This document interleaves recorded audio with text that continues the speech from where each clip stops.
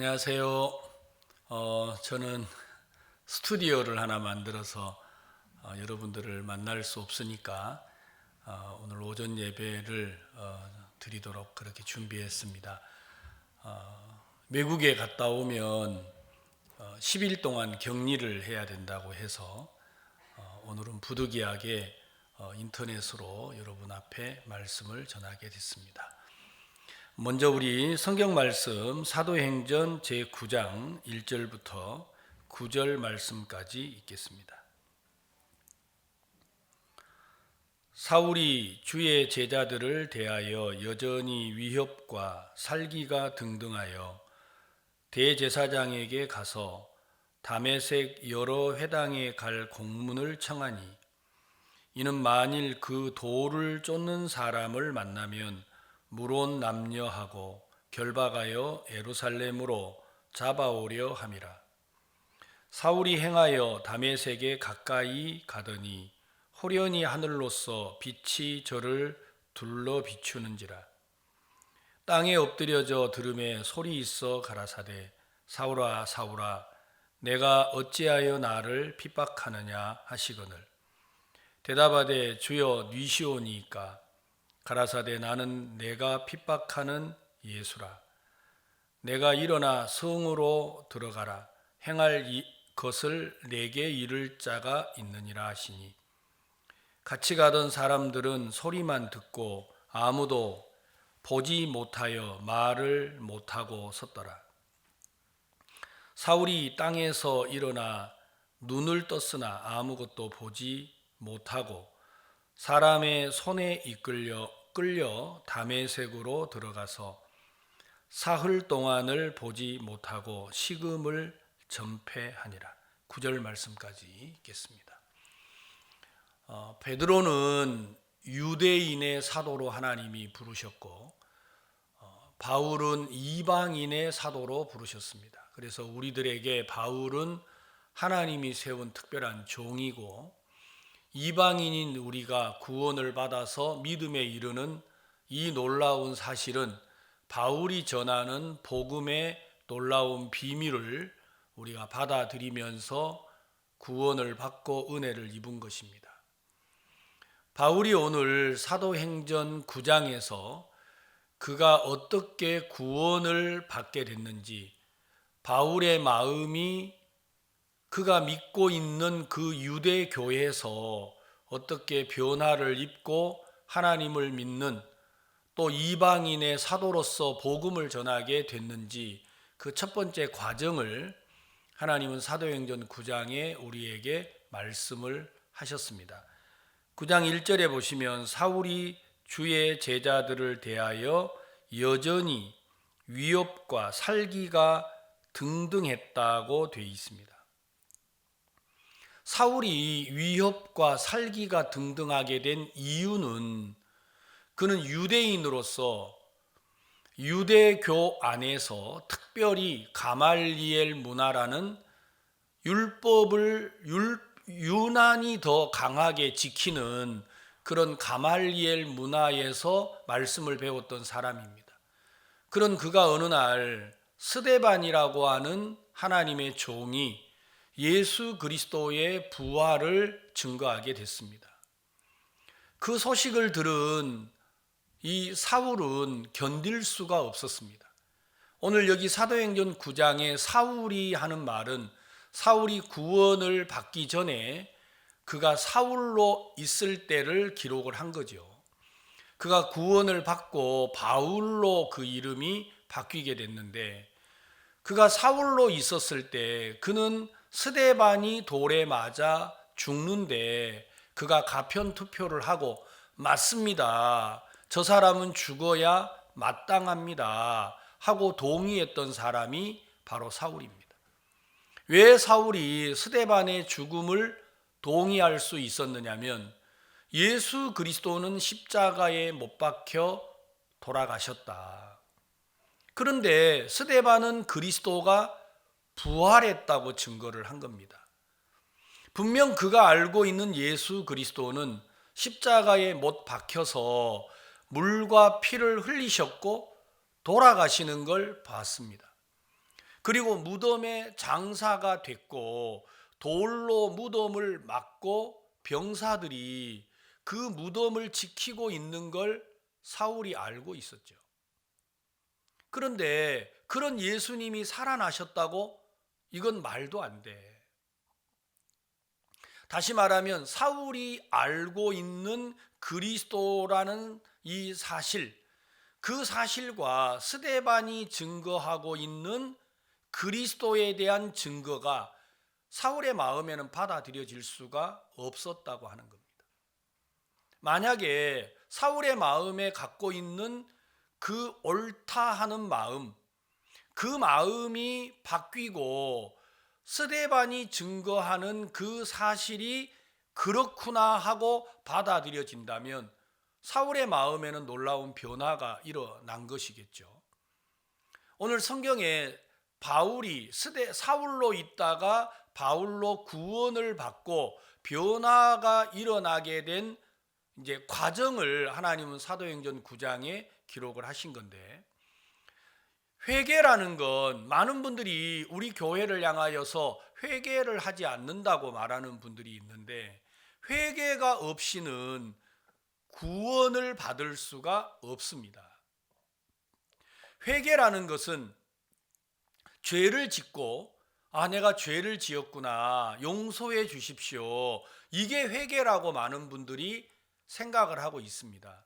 그러나 회개는 그런 게 아니고 돌이킨다, 히브리 말로 슈브라는 말인데 돌이킨다, 방향을 바꾼다, 이런 말입니다. 그러니까 회개를 하는 것, 사울이 회개를 한다라는 말은 예수 그리스도가 죽었다고 믿고 있는 사울의 마음이 바뀌어서, 그래? 예수님은 죽은 게 아니고 살아나셨구나 하고 바울의 마음에 변화가 일어난다면 이걸 회개라고 한다라는 거죠. 사울은 예수님이 돌아가셨다고 확실히 믿고 있었습니다. 그렇기 때문에 예수 그리스도의 부활을 증거하는 스데반을 향하여서 그는 돌로 때려 죽일 수밖에 없는 사람이었죠. 그래서 여기 사도행전 7장에 보시면 스데반이 돌에 맞아 죽게 되는데, 왜 이 사람은 스데반이 돌에 맞아 죽는 걸 동의할 수 있었느냐면 예수님의 죽음을 보았기 때문입니다. 자, 여러분 여기 사도행전 7장을 잠시만 읽어보겠습니다. 사도행전 7장 1절, 대제사장이 가로되 이것이 사실이냐? 스데반이 가로되 여러분 부형들이여 들으소서.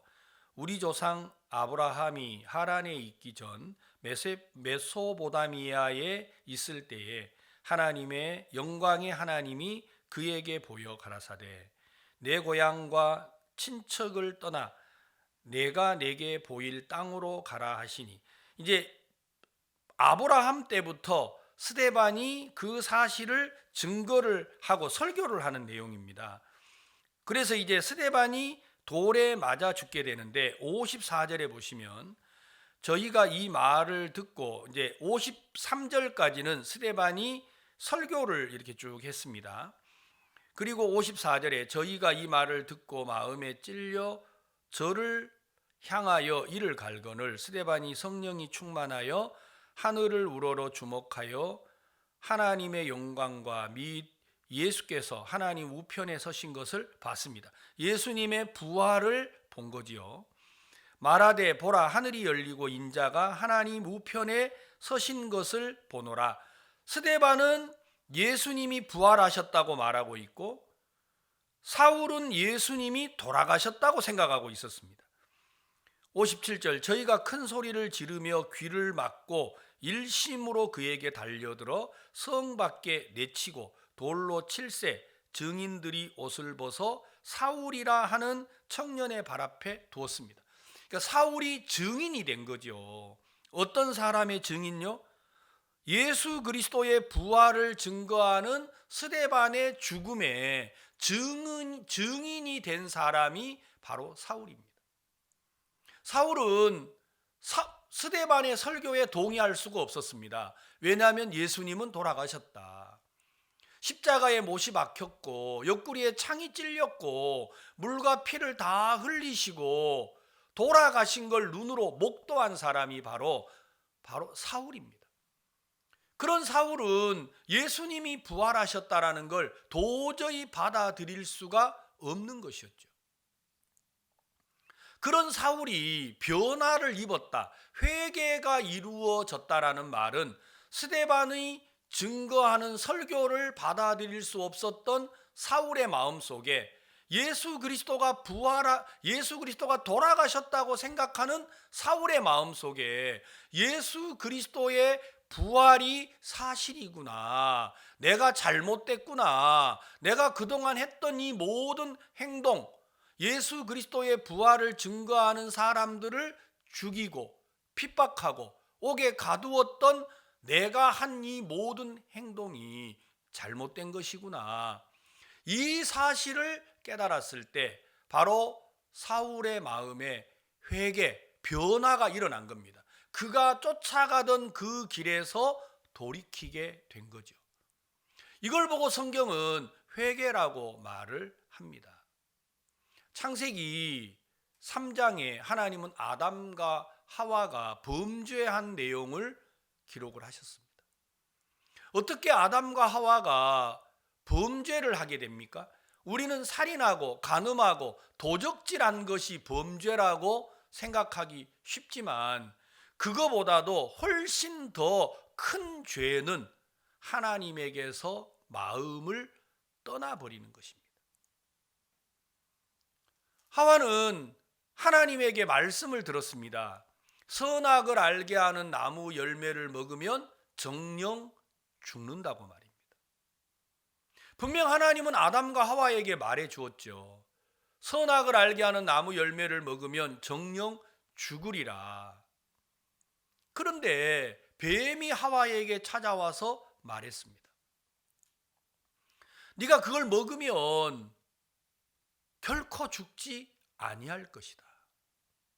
도리어 네 눈이 밝아 선악을 아는 일에 하나님과 같이 될 거라고 말해줬습니다.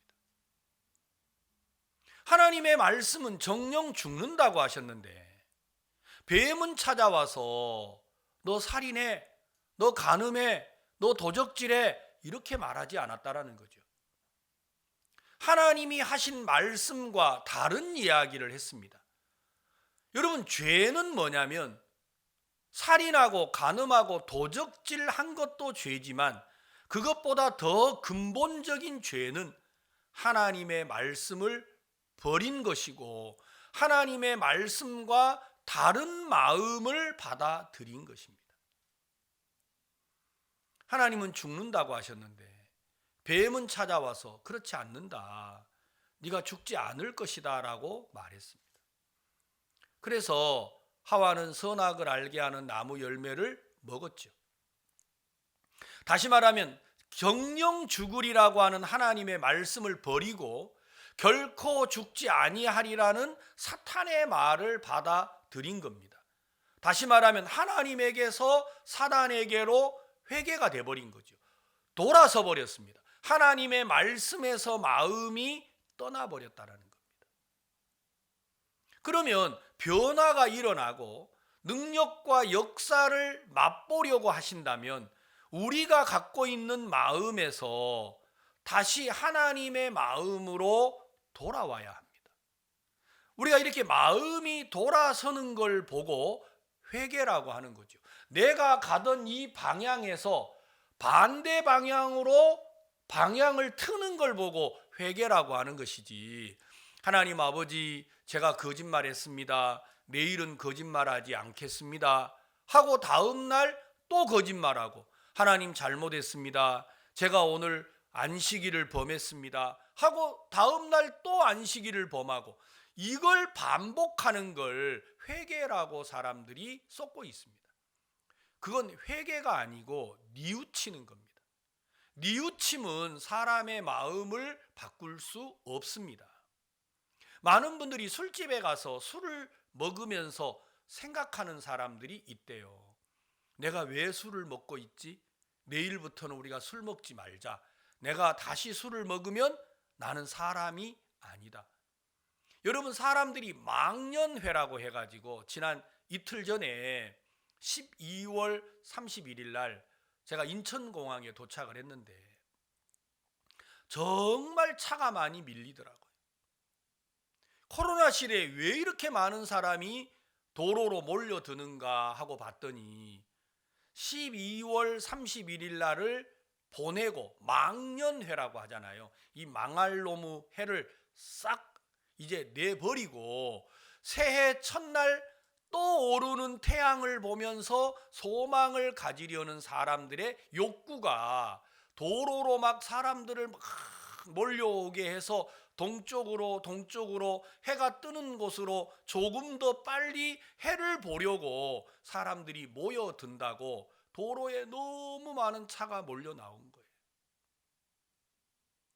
모든 사람들이 새해 첫날이 되면 각오하고 다짐하고 올해는 새로운 희망과 소망이 넘치기를 기대하지만 또 망할 해가 12월 31일이 다가오면 또 한숨을 짓고 후회하고, 이게 우리 인생의 마음이라는 겁니다. 이건 회개가 아닙니다. 회개는 돌아서는 것입니다. 내가 가던 곳에서 반대 방향으로 방향을 트는 겁니다. 그렇지 않으면 절대로 변화가 일어나지 않는다고 하는 겁니다. 하와는 하나님을 떠나버렸습니다. 하나님의 말씀은 죽는다고 했는데 그는 결코 죽지 아니한다고 하는 반대 방향에 뱀이 그에게 속삭이는 말을 듣고 하나님을 떠나버린 겁니다. 이걸 보고 성경은 아담과 하와가 죄를 지었다, 이걸 사람들은 원죄라고 말을 하는데 원죄는 성경에 없는 말입니다. 성경에는 죄를 보고 아담과 하와가 죄를 지었다, 그걸 보고 죄라고 말을 하고 그 죄의 근원이 아담과 하와의 마음에 들어오므로 그 아담과 하와가 낳은 모든 세상의 사람들은 전부 다 죄를 가지고 세상에 태어난 겁니다. 그 죄 때문에 우리는 죄를 짓고 죄를 짓는데 그걸 범죄라고 말하는 것이죠. 아담과 하와뿐만 아니라 하나님과 멀어진 사람들은 한결같이 어떻게 멀어졌느냐? 살인하고 간음하고 멀어진 게 아니고 마음이 하나님에게서 떠났다라는 겁니다. 하나님은 모세라고 하는 하나님의 종을 불렀습니다.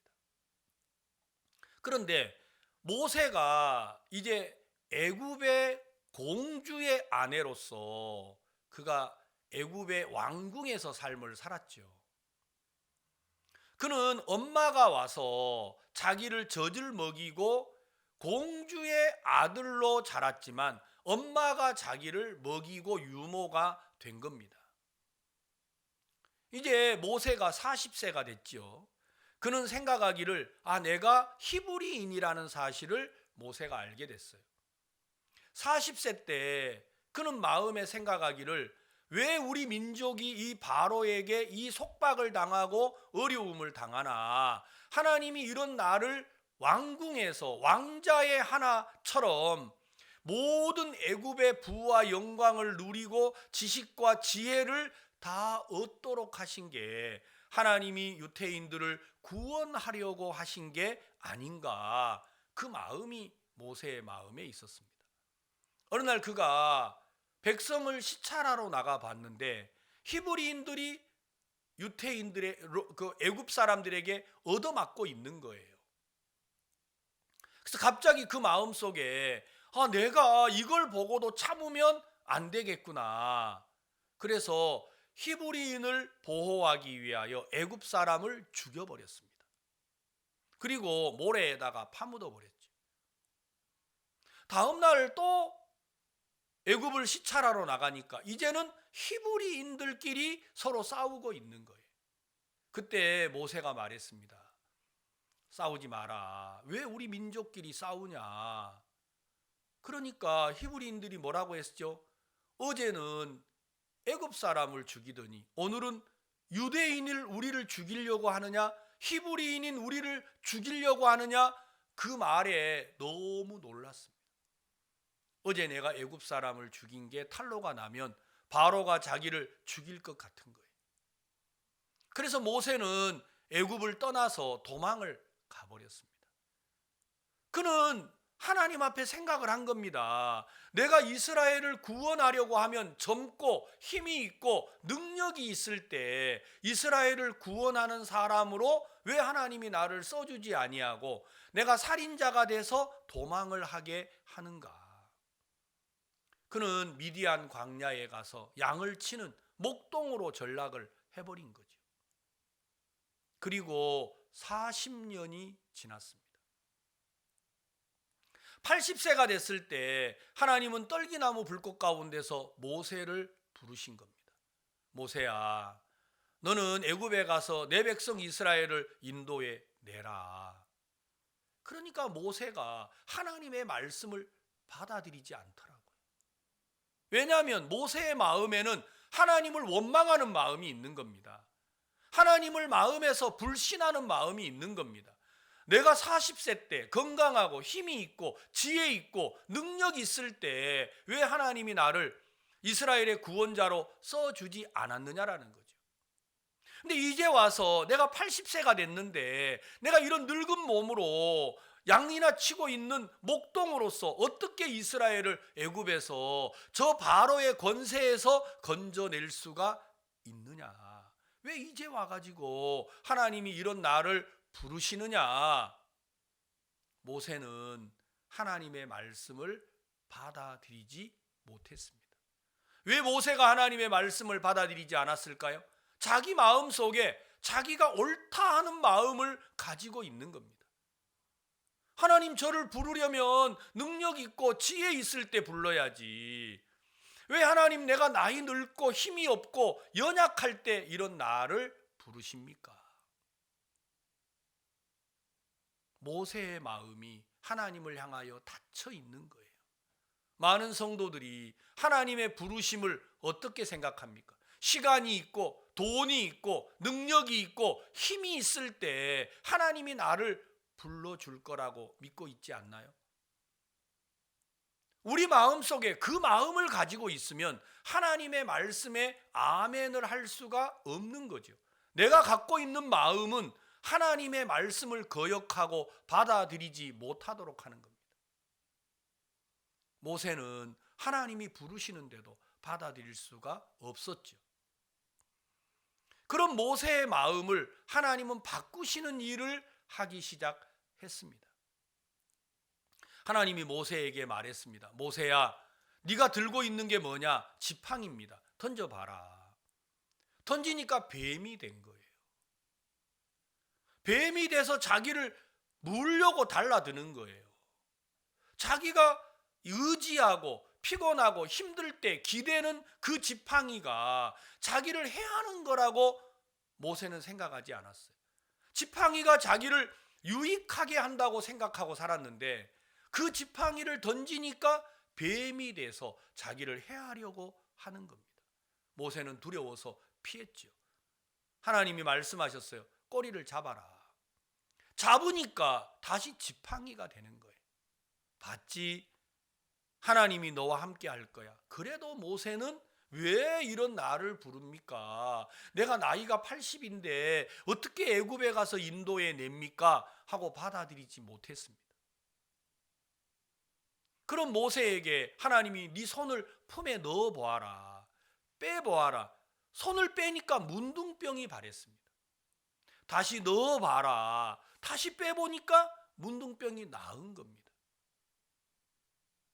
그러면 하나님이 그와 함께 한다고 믿어야 되는데 모세는 자기 마음을 여전히 굳히고 있는 거예요. 그리고 하나님께 말했습니다. 하나님, 보낼 만한 사람을 보내십시오.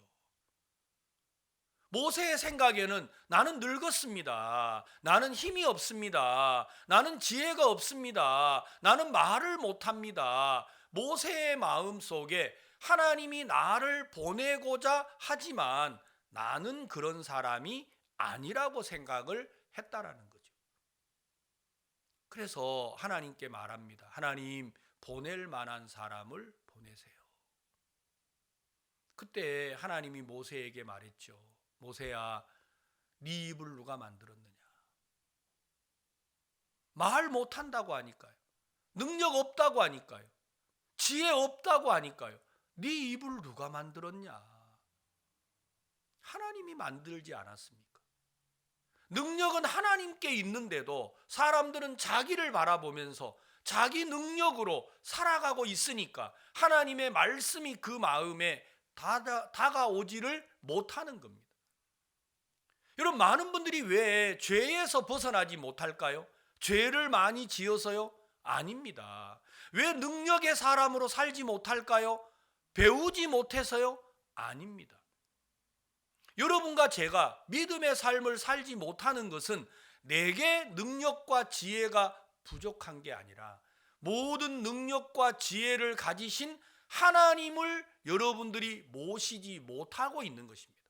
만약에 하나님의 능력이 내게 임하면 미련한 나도 능력의 삶을 살고, 어리석은 나도 지혜로운 삶을 살고, 무능한 나도 하나님의 능력에 사로잡혀 힘이 있게 삶을 살아갈 수가 있다고 하는 겁니다. 하나님은 모세를 쓰시기 전에 먼저 모세의 마음에 있는 자기를 믿는 마음을 깨뜨리고 하나님의 말씀을 받아들이는 일을 먼저 하셨습니다. 내 마음을 버리고 하나님의 말씀을 받아들이는 걸 보고 회개라고 하는 겁니다. 여러분, 성경에 동방의 의인 욥이라는 사람이 있죠. 여러분, 욥이라는 사람은 우리와 다른 사람이에요. 그는 큰 재산을 가지고 있었고 하나님을 섬기는 사람이었습니다. 어느 날 그가 들에서 자기 자식들이 그냥 한순간에 다 죽어버렸어요. 그런데 그걸 보고 기뻐하더라고요. 하나님이 주신 자녀를 하나님이 취하여 갔으므로 하나님께 감사해 하더라는 겁니다. 저는 성경을 읽을 때 어떻게 이런 마음을 가질 수 있을까? 하나님이 그 재물을 다 빼앗아 갔습니다. 그때도 욥은 뭐라고 합니까? 하나님이 주신 거 하나님이 가져가셨는데 내가 뭐라고 하겠습니까? 그것도 기뻐하더라고요. 어느 날 하나님이 그에게 몸에 헌대를 앓게 했습니다. 기왓장으로 자기를 긁으니까 온 몸에 피가 흘렀습니다. 개들이 와서 자기를 핥았죠. 그런데도 욥은 뭐라고 하셨죠? 하나님이 내게 주신 거니까 그는 입술로 범죄하지 않았다고 했습니다. 그런 욥이 왜 그 삶을 살 수가 있었는 줄 아십니까? 욥의 마음속에 나는 옳다라는 마음이 있는 거예요. 사람들은 말하기를 왜 네 자녀를 데려갔겠어? 왜 네 재물을 빼앗아 갔겠어? 왜 너의 몸에 이런 질병이 오겠어? 그건 하나님이 너에게 네 범죄한 것을 깨우치게 하려고 하는 거야. 사람들은 욥에게 죄가 있다고 말을 하지만 욥은 그렇지 않았어요. 나는 하나님 앞에 당당해. 나는 떳떳해. 나는 잘못한 게 없어. 그 마음이 욥의 마음이 가득 차 있으니까 욥의 마음에 하나님의 말씀이 들어오지를 못하더라는 거죠. 자, 우리가 성경 한 절 찾아보겠습니다. 욥기서 9장. 구약 성경 욥기 9장에 보시면 욥이 얼마나 그 마음이 강직하고 무서운 마음을 갖고 있는지 알 수가 있습니다. 욥기 9장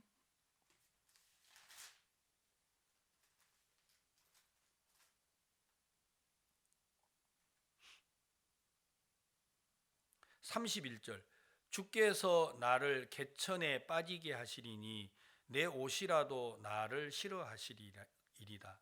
하나님은 나처럼 사람이 아니신즉 내가 그에게 대답함도 불가하고 대질하여 재판할 수도 없고.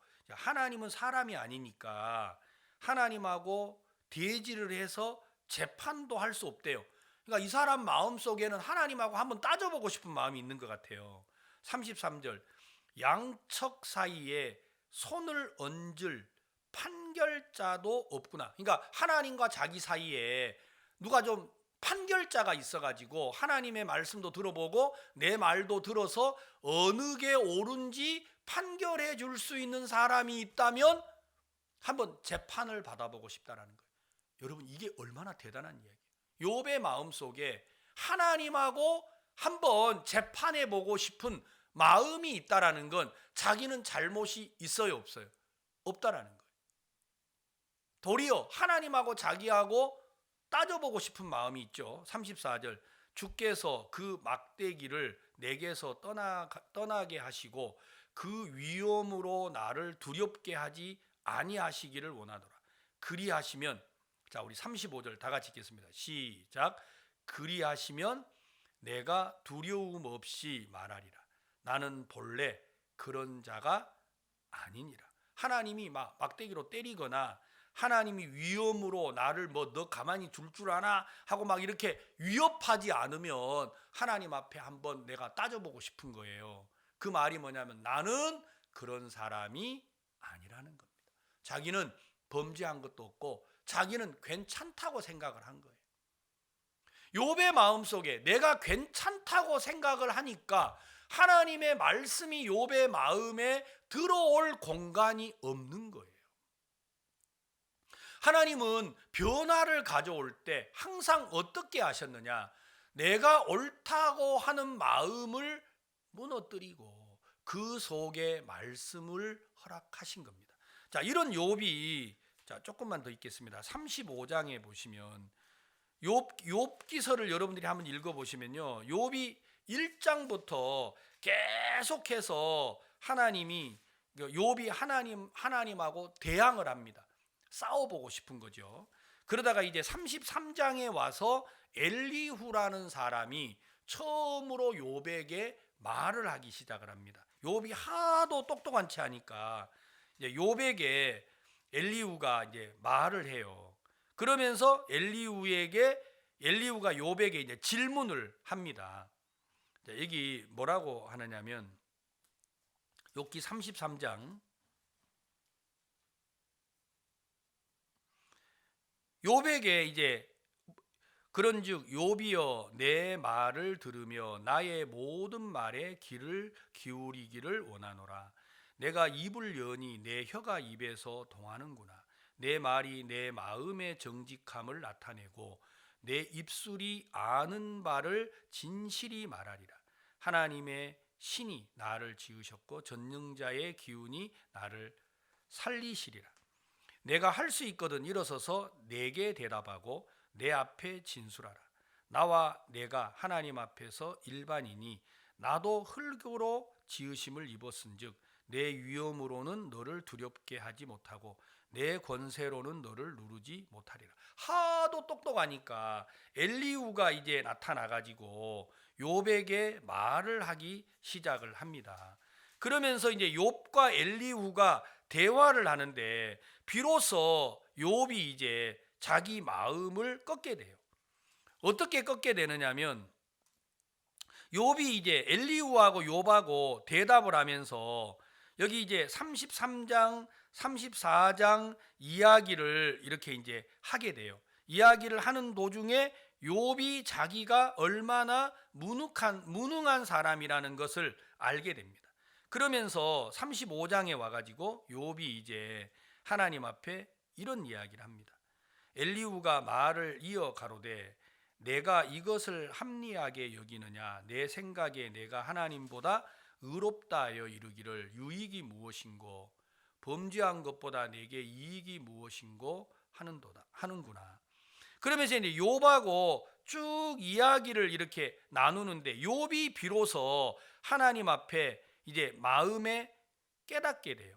엘리후가 이제 계속해서 욥하고 대답하고 주고받는데 욥이 비로소 이제 하나님 앞에 38장에 와가지고 38장 1절 때에 여호와께서 폭풍 가운데로서 욥에게 말씀하여 가라사대 무지한 말로 이치를 어둡게 하는 자가 누구냐 너는 대장부처럼 허리를 묶고 내가 내게 묻는 것을 대답할지니라 내가 땅에 기초를 놓을 때 내가 어디 있었느냐 내가 깨달아 알았거든 말할지니라. 여호와께서 엘리후라는 사람의 대화도 욥이 무시하니까 하나님이 욥에게 이제 말을 합니다. 그러면서 이 세상을 만들 때 너 어디 있었냐 하고 하나님이 물어봅니다. 그리고 8절 바닷물이 태에서 나옴같이 넘쳐 흐를 때에 문으로 그것을 막을 자가 누구냐 그러면서 그때 내가 구름으로 그 의복을 만들고 흑암으로 그 강보를 만들고 계한을 정하여 문과 빗장을 베풀고 이르기를 내가 여기까지 오고 넘어가지 못하리니 내 교만한 물결이 여기 그치리라 하였었노라. 하나님이 바다의 물의 경계를 정했다라는 겁니다. 너 이런 거 아냐? 악어가 어떻게 새끼 나는 줄 아냐? 삼라만상이 어떻게 움직이는 걸 아냐? 하나님이 욥에게 하나 둘씩을 물어보니까 욥이 더 이상 할 말이 없는 거예요. 그리고 그가 말하기를 내가 무지한 말로 하나님의 이치를 거스린 게 잘못됐다라는 걸 욥이 깨닫게 됩니다. 그가 옳다고 생각하고 하나님과 견주어서 재판을 받아보고 싶은 마음이 있는 것처럼 나는 옳다라고 생각하는 동안에 욥의 마음에 하나님의 말씀은 들어오지를 못했다라는 거죠.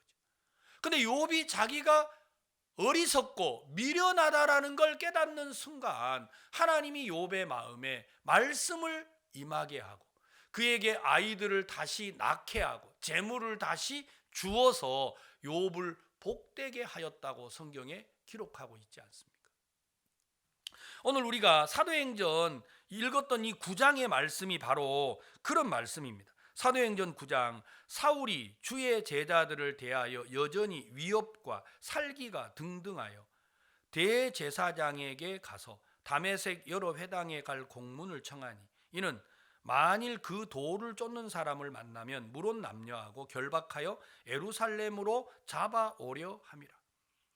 사울의 마음속에 스데반이 돌에 맞아 죽은 걸 마땅히 여겼지요. 이런 사람은 죽어야 돼. 어떻게 십자가에 못 박혀서 피와 물을 흘리시고 무덤에 장사된 예수님이 부활하실 수 있어? 이건 말이 안 돼. 이게 스데반이 죽을 때 바로 사울이 증인이 됐던 사실입니다. 그런 사울의 마음속에 다메섹으로 올라가서 다메섹 지방에도 또 예수 그리스도의 부활을 증거하는 사람이 있다고 하니까 그런 사람들은 잡아와야 돼. 그런 사람들은 이 사회를 혼란스럽게 하는 사람이야. 그런 사람들은 죽어야 마땅해. 예수님은 부활하지 않았어. 이 마음이 사울의 마음에 아주 강했다라는 거죠. 그가 옳다고 생각하니까. 그가 알고 있는 게 정확하다고 생각하니까 하나님을 거스리고 대적하면서도 그는 자기가 잘못된 걸 알 수가 없었다라는 겁니다. 성경은 우리에게 분명한 회개, 내가 믿고 알고 정확하다고 생각하던 마음이 깨뜨려져서 내가 틀렸구나, 내가 잘못됐구나 하고 방향을 바꾸는 걸 보고 성경은 회개라고 말을 합니다. 사울은 예수님이 돌아가셨다라는 걸 확실히 믿고 있었고 절대 부활하지 못한다라는 걸 그는 믿고 있었습니다. 그런 사울의 마음속에 그 사실이 정확하다고 생각하니까 그는 핍박하는 게 당연했습니다.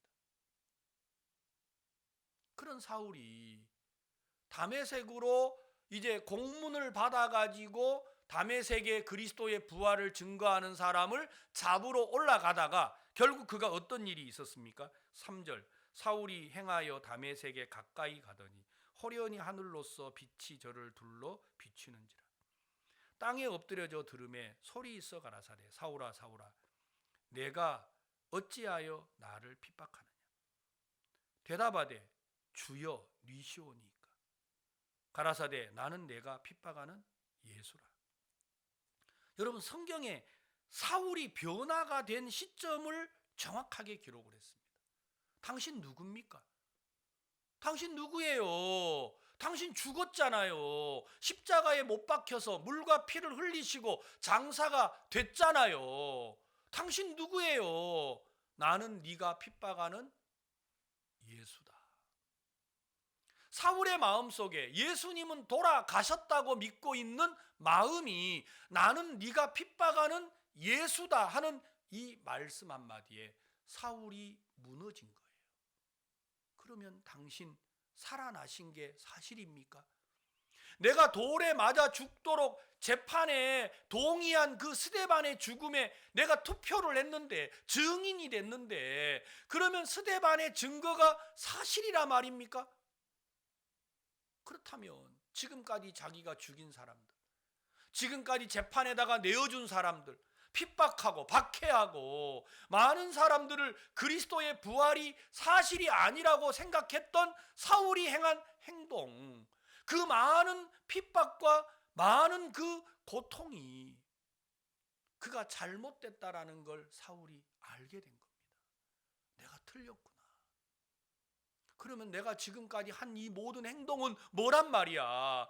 내가 죽음에 내어준 사람, 내가 감옥에 내어준 사람, 핍박하고 정말 사자밥이 되고 여러분 짐승의 밥이 돼서 찢겨나가던 그 수많은 사람, 그러면 내가 한 행동은 뭐란 얘기예요? 사울이 거기에서 자기가 잘못된 걸 깨닫고 그는 비로소 돌이키게 된 겁니다. 여러분, 진정한 회개는 죄를 짓던 사람이 안 짓는 게 아니고, 진정한 회개는 내가 옳다고 믿고 있는 나의 생각이 무너지고 하나님의 말씀이 서는 것입니다. 바울은 그래서 로마에 있는 유대인들에게 글을 썼습니다. 자기가 얼마나 그리스도를 대적하고 그리스도를 거스렸는지 말입니다. 로마서 5장 12절에 보시면 바울이 기록한 글이 있습니다. 로마서 5장 12절. 이러므로 한 사람으로 말미암아 죄가 세상에 들어오고 죄로 말미암아 사망이 왔나니 이와 같이 모든 사람이 죄를 지었으므로 사망이 모든 사람에게 이르렀느니라. 여러분, 사울은 어떤 생각을 가지고 있었느냐? 죄는 내가 짓는다고 생각을 했습니다. 사울은 늘 그런 생각을 가지고 있었어요.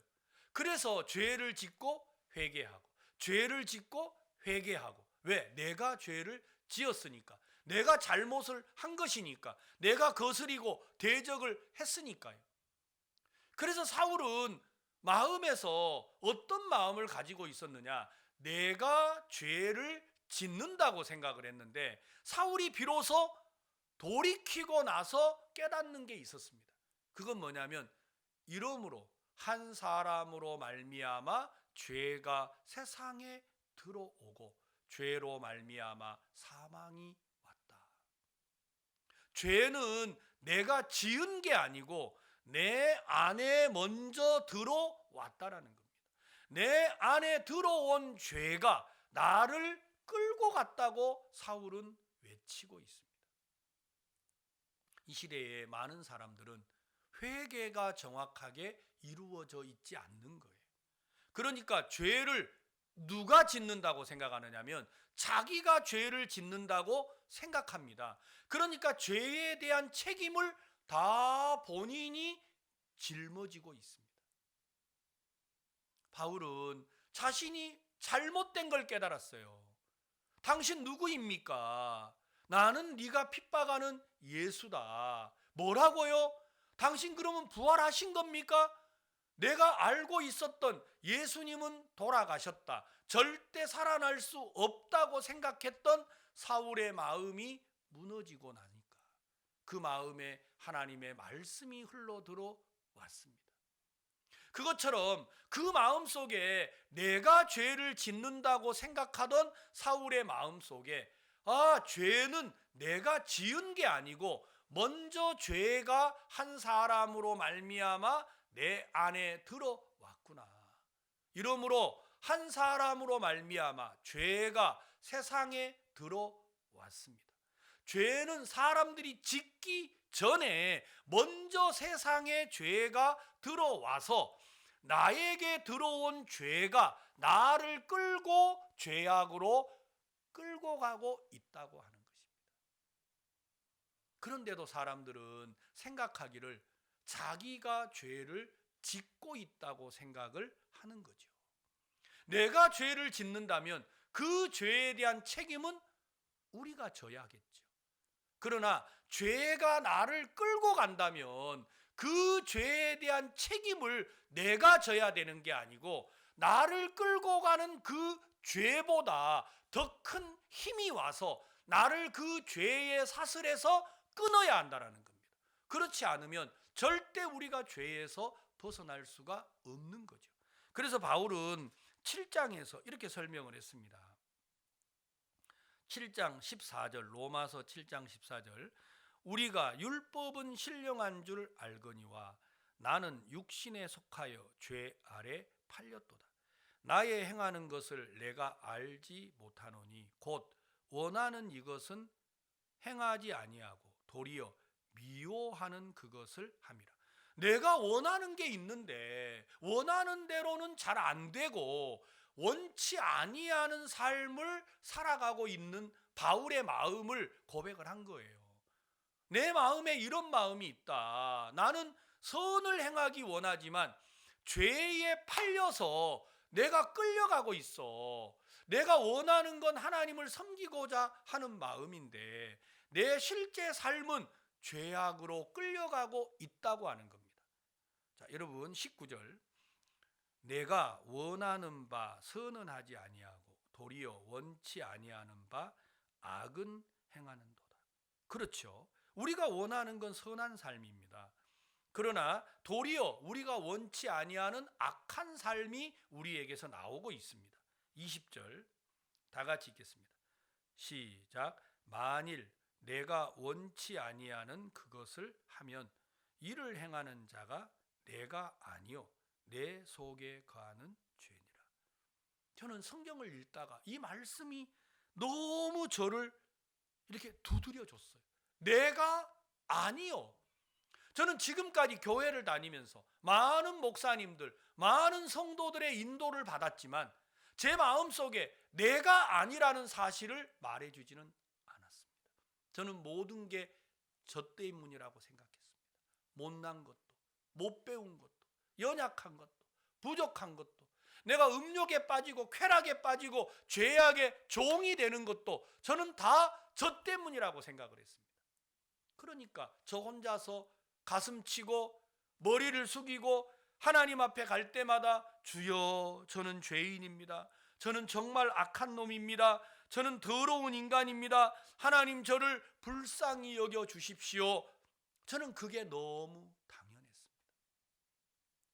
그러나 어느 날 바울이 전해준 이 복음의 말씀, 내가 아니요 내 속에 거하는 죄니라.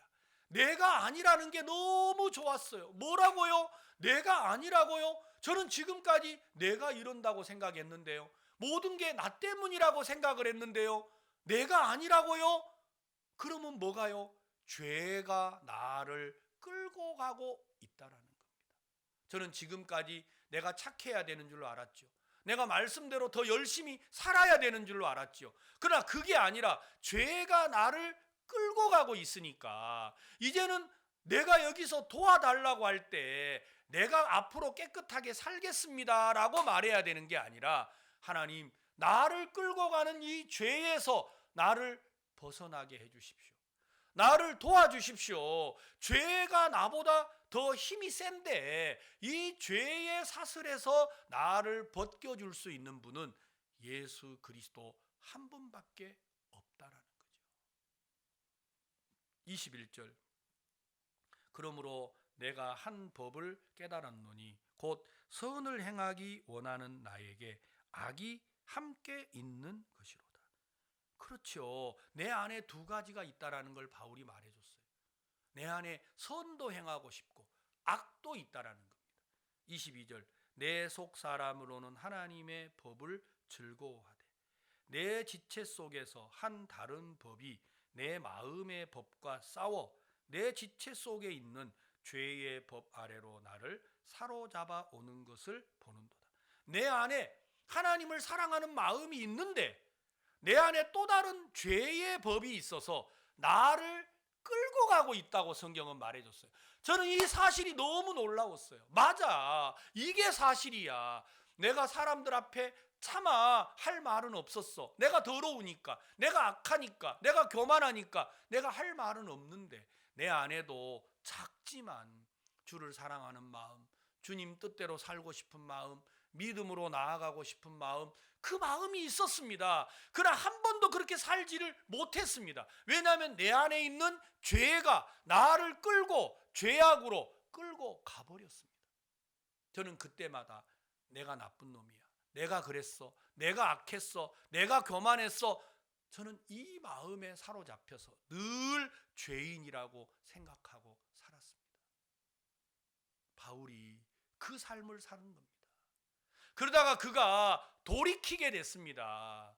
그 마음이 바뀌게 됐습니다. 그가 갖고 있는 마음이 잘못됐다라는 걸 알게 됐습니다. 그때 바울이 돌아섰습니다. 그걸 회개라고 하는 겁니다. 제 마음에도 내가 아니구나, 내 속에 죄가 있었구나, 죄가 나를 끌고 가는데 내가 어리석게도 내가 그렇다고 속았다라는 겁니다. 그렇다면 이제 제가 할 일이 뭐가 있겠습니까? 나는 죄에 사로잡힌 사람인데 내가 할 수 있는 게 뭐가 있죠? 아무것도 없죠. 내게 필요한 것이 있다면 예수 그리스도의 구속의 은혜가 임하기를 바랄 뿐이라는 겁니다.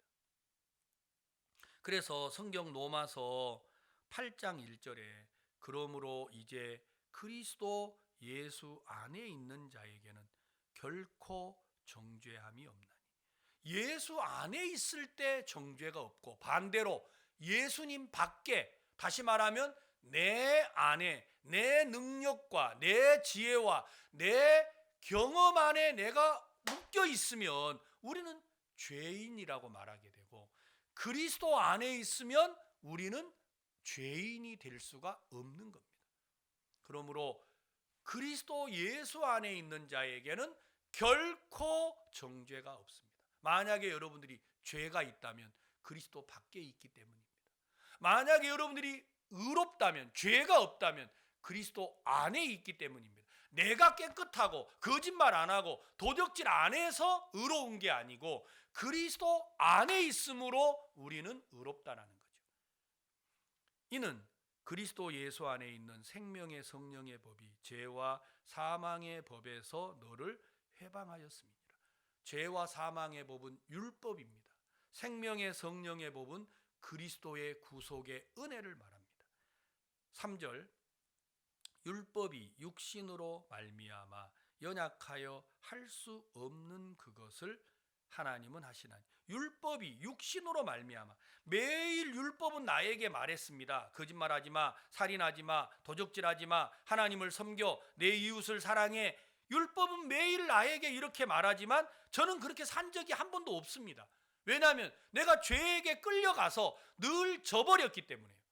그래서 율법이 육신으로 말미암아 연약하여 할 수 없는 그것을 하나님은 하셨습니다. 어떻게요? 여러분, 성경에 하나님이 하셨습니다. 곧 죄를 인하여 자기 아들을 죄 있는 육신의 모양으로 보내어 육신의 죄를 정했습니다. 예수님을 이 땅에 보낼 때 나와 똑같은 육체를 입혀서 세상에 보내셨습니다. 그리고 내 모든 죄를 예수님의 육체에다가 다 정해버렸다고 말했습니다. 곧 죄를 인하여 자기 아들을 죄 있는 육신의 모양으로 보내어 육신의 죄를 정했습니다. 예수님의 육체에다가 우리의 죄를 다 정해버렸습니다. 그래서 예수님이 십자가에 돌아가실 때 채찍으로 맞으시고 여러분 가시관이 씌이고 못을 박히고 옆구리에 창이 찔려서 돌아가신 거 아닙니까? 바로 그 예수님의 죽으심은 예수님의 죽음이 아니라 죄로 인하여서 죽어야 될 나의 죽음이었습니다.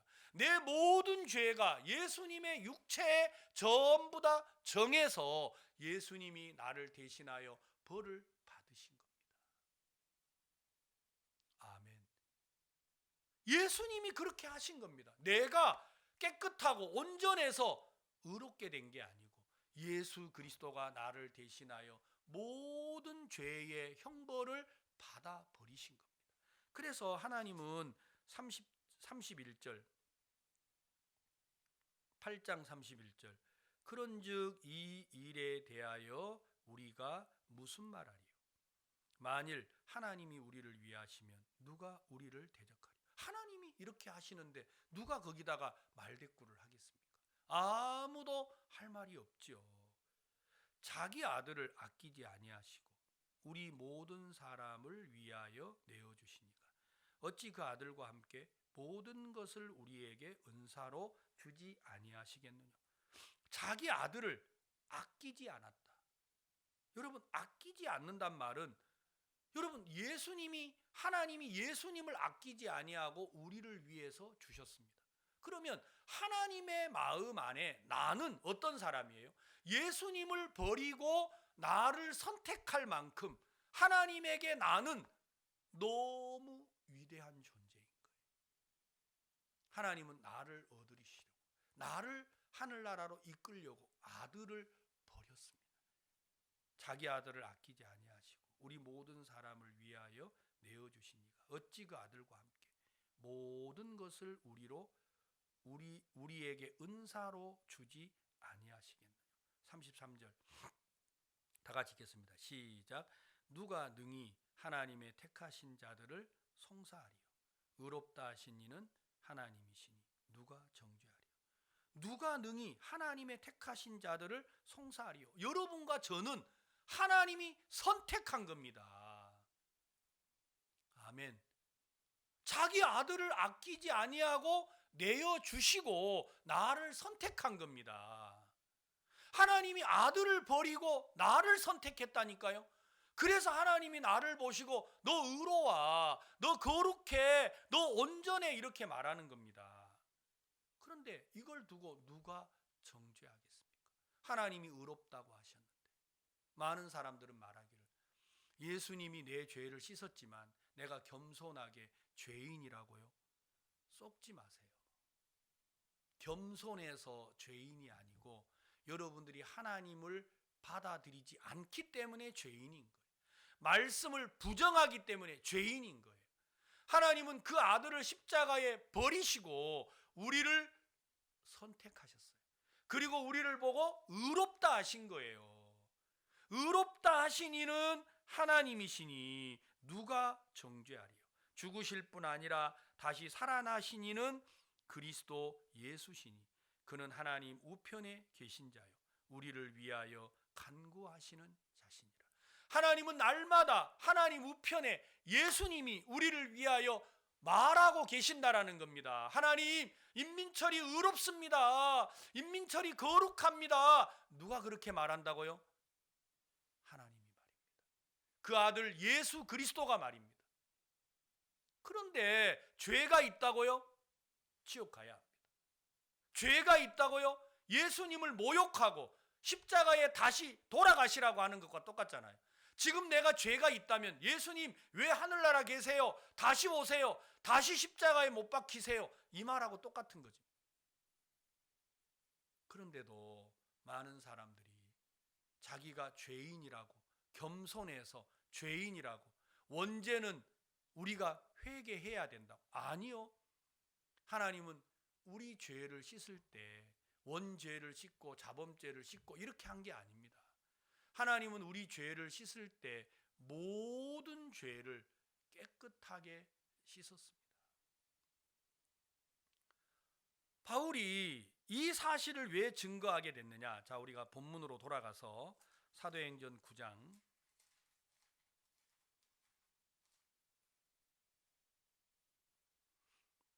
5절 대답하되 주여 뉘시오니까 가라사대 나는 내가 핍박하는 예수라. 사울의 마음속에 진정한 변화, 예수님은 십자가에 못 박혀 돌아가셨어. 분명 그는 무덤의 장사가 됐어. 예수님은 절대 살아나지 못해. 이 생각을 가지고 있는 동안 사울은 예수 그리스도를 대적하는 사람이 된 겁니다. 그리고 많은 사람들을 옥에 가두었고 죽음에 내어 주었습니다. 우리가 옳다고 믿는 생각, 사람이 날마다 죄를 지으니까 죄인이지 하는 생각에 저는 사로잡혀 있었습니다. 그러다가 어느 날 로마서에 바울의 증거를 제가 들으면서 내가 죄를 지은 게 아니고 내 속에 죄가 나를 끌고 가고 있다. 내가 아니요 내 속에 거하는 죄니라 하는 그 말씀이 내 마음에 들어오면서 내 마음을 무너뜨렸어요.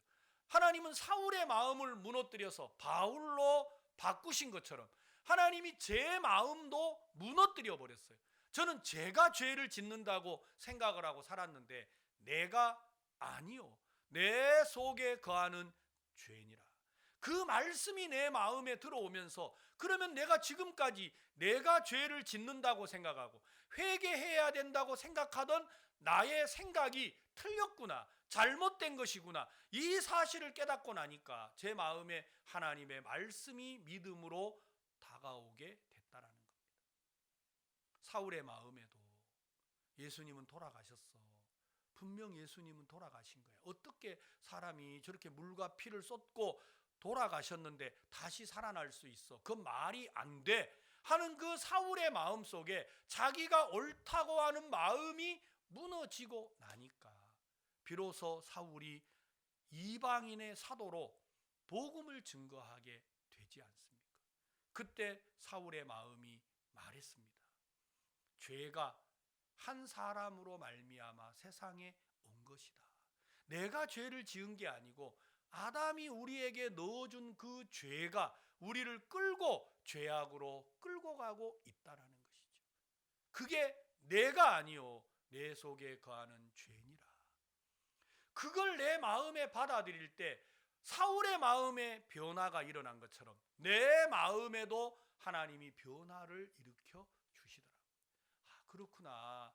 회개는 내가 죄를 짓고 용서를 구하는 게 아니라 내가 이미 죄의 종이 돼 있었는데 나는 하나님의 뜻대로 살고 싶지만 내 마음이 하나님을 향하여 원함을 갖지만 내 원함대로 되지 않는구나. 내가 아니구나. 내 속에 죄가 나를 끌고 가고 있구나. 그 죄를 예수님의 육체에다가 다 정하신 분이 누구시죠? 바로 전능한 하나님이십니다.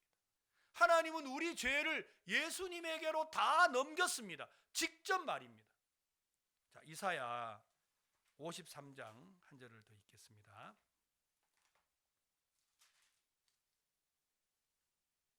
이사야 53장 4절입니다. 그는 실로 우리의 질고를 지고 우리의 슬픔을 당하였거늘 우리는 생각하기를 그는 징벌을 받아서 하나님께 맞으며 고난을 당한다 하였노라. 그는 실로, 이 말은 실제로 이런 말입니다. 예수님은 실제 우리 때문에 죽었는데 우리는 상관없는 것처럼 생각을 했습니다. 5절 그가 찔림은 우리의 허물을 인하며 그가 상함은 우리의 죄악을 인함이라. 그가 징계를 받음으로 우리가 평화를 누리고 그가 채찍에 맞음으로 우리가 나음을 입었도다. 4절, 6절 우리는 다 양 같아서 그릇 행하여 각기 제 길로 갔거늘 여호와께서는 우리 무리의 죄악을 그에게 담당시키셨도다. 여기 써져 있지 않습니까? 6절 다 같이 한번 읽어보겠습니다. 시작. 우리는 다 양 같아서 그릇 행하여 각기 제 길로 갔거늘 여호와께서는 우리 무리의 죄악을 그에게 담당시키셨도다. 자, 우리 죄는 누가 예수님에게 담당한 겁니까? 하나님이 그렇게 하셨습니다. 많은 사람들은 교회에 가서 뭘 배워요? 회개하시오. 회개하시오. 뭘 회개하라는 거예요? 우리를 보고 우리 죄를 다 토하고 고백하고 하라는 거죠. 여러분, 얼마나 여러분의 죄를 다 기억할 수 있나요? 우리는 그렇게 할 수 없습니다. 우리 죄를 예수 그리스도에게 다 담당할 수 있는 분은 하나님 한 분밖에 없습니다. 우리 죄를 완벽하게 기억하고 계시는 분은 하나님 한 분밖에 없습니다. 여러분의 죄를 여러분이 다 기억한다고요? 속지 마세요. 아닙니다. 우리는 우리 죄를 다 기억할 수 없습니다. 알지도 못하고 지은 죄가 얼마나 많은데 어떻게 우리 죄를 다 우리가 기억할 수 있나요? 그건 말이 안 되는 이야기입니다. 우리 죄를 기억하고 계시는 분은 바로 하나님입니다. 그 하나님이 우리 모든 죄를 예수 그리스도에게 담당시켰습니다. 진정한 회개는 내가 내 죄를 예수님에게 고백한 게 아니고 하나님이 내 죄를 예수님에게 다 넘기는 것입니다. 회개는 생각을 바꾸는 겁니다. 내가 갖고 있는 생각을 버리고 하나님의 말씀의 생각을 받아들이는 게 진정한 회개입니다. 사울이 예수님이 돌아가셨다고 믿고 절대 죽은 자는 살아날 수 없다고 믿고 있던 사울의 생각이 무너지고 하나님의 말씀이 사울의 마음에 받아들여졌을 때 바로 내가 틀렸구나, 예수님은 부활한 게 사실이구나, 그 사실을 사울이 받아들이면서 그가 죄에서 벗어나 의를 얻고 하나님의 복음의 일꾼으로 믿음의 삶을 살아갈 수가 있었습니다. 그것처럼 오늘 이 자리에 계신 우리 부산 대연교회 성도들 마음 안에도 하나님이 2022년 여러분의 삶 속에 놀라운 능력과 역사와 변화가 일어나게 된다면 그건 바로 우리 생각이 무너지고 하나님의 말씀이 내 안에 설 때 하나님은 그렇게 우리 속에 일하시고 역사하시는 것입니다. 이번에 저는 2주 동안 미국의 박옥수 목사님과 같이 복음 전도 집회를 다녀왔습니다. 하나님께서 정말 알버커키에서 4,000명이 모여서 우리가 칸타타를 하고 엘파소에서 6,000명, 산안토니오에서 8,000명, 휴스턴 토요타 센터에서 10,000명, 여러분 달라스 여러분 공연장에서 7,000명, 상상할 수 없는 많은 사람들이 와서 말씀을 듣고 구원을 받았습니다. 그들이 우리에게 요청했습니다. 목사님, 우리가 이제 이렇게 말고 더 큰 장소에서 우리 미국인들을 위하여서 집회를 해 주십시오. 여기 우리가 살고 있는 산안토니오에는 알라모 돔이 있는데 실내 경기장이죠. 6만 5천 명이 들어가는 경기장이라고 합니다. 여기에 우리가 집회 장소를 준비하겠습니다. 목사님, 시간을 말씀해 주시면 우리가 이곳에서 정말 이 시민들을 위하여 복음을 전하고 싶습니다. 오늘 그 이야기를 듣는데 너무 기뻤습니다. 아무것도 가진 것도 없고 아는 것도 없는 우리가 복음을 전하는데 하나님이 만 가지로 길을 열어서 미국을 축복하시고 전 세계 복음이 전해지는데 미국이 큰 영향력을 미쳤는데 이제는 조그만 나라 동방의 이 대한민국을 통해서 하나님이 다시금 복음의 불꽃을 넓게 비추고 계시는 게 너무 놀랍습니다. 우리 성도들 모두가 다 내 생각에서 벗어나 하나님의 말씀을 받아들임으로 2022년 우리가 하나님의 능력의 종으로 힘있게 복음 안에 살아갈 수 있게 되기를 바랍니다. 오늘 말씀은 여기까지 드리겠습니다. 다 같이 기도하겠습니다. 하나님 아버지, 감사합니다. 주께서 우리에게 말씀하시고 사울이 변하여 새 사람이 된 것처럼 하나님, 미련한 종도 오랫동안 갖고 있는 생각에서 벗어나 새 삶을 살게 한 것처럼 오늘 이 자리에 참석하신 모든 성도들 마음속에 예수 그리스도가 우리를 의롭게 하고 거룩하게 한 사실이 믿음으로 받아들여져서 모두가 다 새해에는 하나님의 능력에 사로잡혀 복음의 일꾼이 되도록 주님 축복하실 줄을 믿습니다. 예수님의 이름으로 감사하며 기도했습니다.